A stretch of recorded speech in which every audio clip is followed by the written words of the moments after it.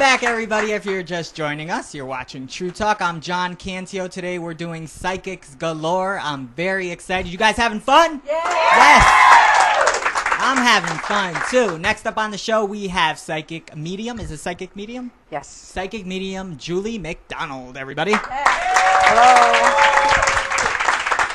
Great to be here. Thank you, John. First time on True Talk. It is. Thanks I'm so excited. much for coming on. Thank you. So, and you do something called cold readings, and you're comfortable with the term cold readings, which I've had psychics come on and they don't like that word, cold readings. They've been very adamant, do not say that, and you're okay with it. Now, why is it okay for you, and why isn't it okay for some others? Well, it's semantics, really, for me, but historically that term has been used, John, to try to discredit psychics. Gotcha. They use that back in the day. They would say, well, what psychics do is they'll come to you and they'll start filtering information from you in order to get the information. So I think that because of the connotations of it, some people don't like it.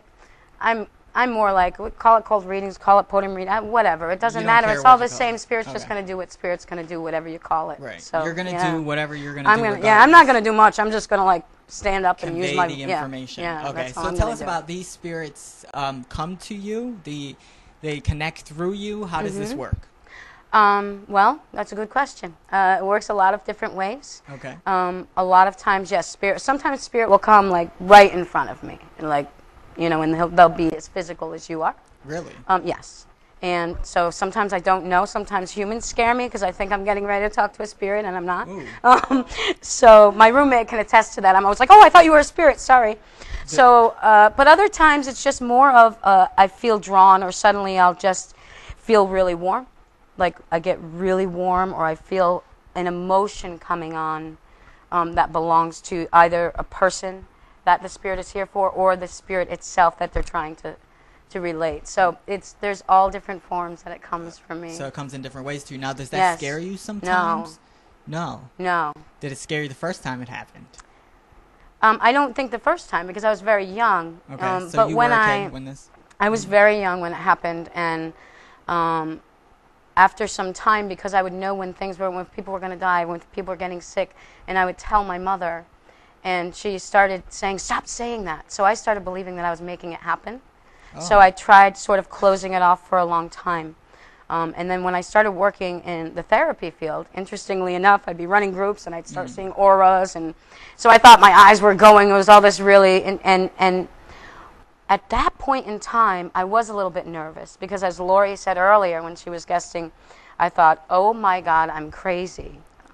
Some people still say that about me, but I found, I found peace within that craziness, because if that's what that is, it's given me so much peace in my life, and I've seen the peace that it can offer to other people, and the healing that it can bring to others. So I'll be crazy. I'm good with that. You're okay. I'm okay. I'm all right. You don't mind it, right? No, not at all. You embrace it. So I do. How long have you been doing this? Since you were a little girl? Yeah. Well, it started. I can't even tell you. I don't know how old I was when it started. Did you realize when you were an adult, though? I knew when I was younger, too, even as a teenager. But when it came back, I was about 25. So, whoops. Oh, man, now you're going to know how old I am. Okay, so how does this transition from, just these freaky things happening to you and you realizing it to doing it for a living? Yeah, good question. I also went to classes, because mostly I went there because I wanted to not feel so crazy. I wanted to not feel alone in this. Okay. So the classes I get are pretty key to this. I think so. They really help with development. They really help with learning how to really go in there and see what's happening instead of being afraid of it. Okay. And it also helps to just feel like you're not alone in it. That there's other people that are just as crazy as you. Yeah, it's great. Well, you mentioned that you see auras. Now, do you see an aura around each of us? Is this a color you see? Well, there's a lot of different colors. Sometimes it's just energy that I see. He's going to be like, what does my aura look like right now? That was my next question. The fluorescent lights and these lights here are going to interrupt that. But if you step back near the white a little bit more, I'll be able to see it better if you want me to look. You want me to stand over here? Yeah, okay. So right now, well, there's more than one color. Okay. But again, if I'm looking sort of over your head in that, I'm seeing a lot of yellow in here, which makes sense to me because you're interviewing me right now. Okay. You know what I mean? That's sort of that mental thinking so it in that changes as yellow. colors. Absolutely Okay. changes Throughout colors. the It day? can be, yeah, well, yes. Okay. And throughout the moment to moment, it can change. With any emotion, Okay. with anything like that, it can shift, it can alter. The colors can get darker. If there's blockages, they can get lighter as energies So I'm moving guessing through if I'm you. pissed off, it's probably going to be red. It could, or dark, or black. Or black. Yeah, like Oh. dark, like so Ooh. that there's blockages. What happens is there's blockages of energy, but yeah, red could be some of it too. So that's kind of scary, right? I don't know, is it? A I don't black know. aura? I don't know if I'd want to have that. Well,